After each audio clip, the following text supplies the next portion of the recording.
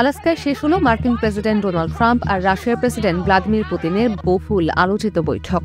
৩ ঘণ্টাব্যাপী এ বৈঠক শেষ হয়েছে কোনো চুক্তি বা যুদ্ধবিরতির ঘোষণা ছাড়াই। বৈঠক শেষে আলাস্কা ছেড়েছেন ট্রাম্প ও পুতিন। ১৫ আগস্ট শুক্রবার আলাস্কার সামরিক ঘাঁটিতে পুতিন পৌঁছান। কিছু আগেই পৌঁছান ট্রাম্প। বিমানবন্দরে ট্রাম্প পুতিনকে লাল গালিচা উষ্ণ অভ্যর্থনা জানান। এরপর দুজনেই প্রেসিডেন্টের গাড়িতে বৈঠকস্থলে যান। যৌথ সংবাদ সম্মেলনে ট্রাম্প বলেন, কিছু অগ্রগতি হয়েছে, কিন্তু এখনো লক্ষ্য অর্জিত হয়নি। পুতিনের ভাষ্য, যুদ্ধ বন্ধ হওয়া উচিত, তবে আগে মূল কারণগুলো সমাধান করতে হবে। বিশ্লেষকরা মনে করছেন এ বক্তব্য রাশিয়ার কঠোর অবস্থানের ইঙ্গিত। ট্রাম্প পরে ফক্স নিউজকে দেয়া এক সাক্ষাৎকারে বৈঠককে 10-এ 10 বলে উল্লেখ করলেও বিশ্লেষকরা মনে করছেন এটি ছিল একটি অস্বচ্ছ ও ফলবিহীন আলোচনা। এই আলোচনায় আমন্ত্রণ পাননি ইউক্রেনের প্রেসিডেন্ট ভ্লাদিমির জেলেনস্কি। তবে তিনি জানিয়েছেন আগামী সোমবার ওয়াশিংটন ডিসিতে যুক্তরাষ্ট্রের প্রেসিডেন্ট ডোনাল্ড ট্রাম্পের সঙ্গে বৈঠক করবেন তিনি।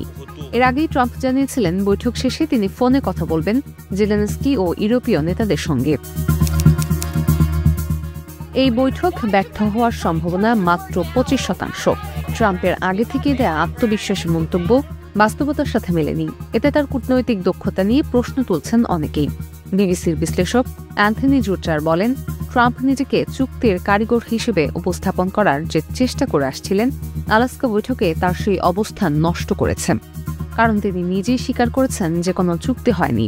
তাছাড়া সংবাদ সম্মেলনে প্রশ্ন না নেওয়া এবং ট্রাম্পের অস্পষ্ট বক্তব্য নেতিবাচক প্রতিক্রিয়া সৃষ্টি করেছে।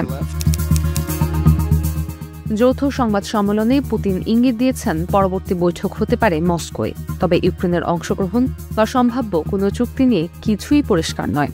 অন্যদিকে ট্রাম্প জানিয়েছেন আগামী কয়েক সপ্তাহের মধ্যে রাশিয়ার বিরুদ্ধে নতুন নিষেধাজ্ঞা বিবেচনা করা হতে পারে। একদিকে ইউক্রেন স্বস্তি পেয়েছে, কারণ একপাক্ষিক কোনো সিদ্ধান্ত চাপিয়ে দেওয়া হয়নি। অন্যদিকে পুতিনের মূল কারণ সমাধান এমন মন্তব্য তাদের শঙ্কা আরও বাড়িয়েছে।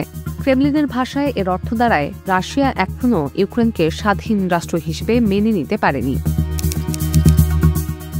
একদিকে যেমন ট্রাম্পের কূটনৈতিক ভাবমূর্তিতে নেতিবাচক প্রভাব পড়েছে, অন্যদিকে যুদ্ধের অবসান নিয়ে অনিশ্চয়তা রয়ে গেছে।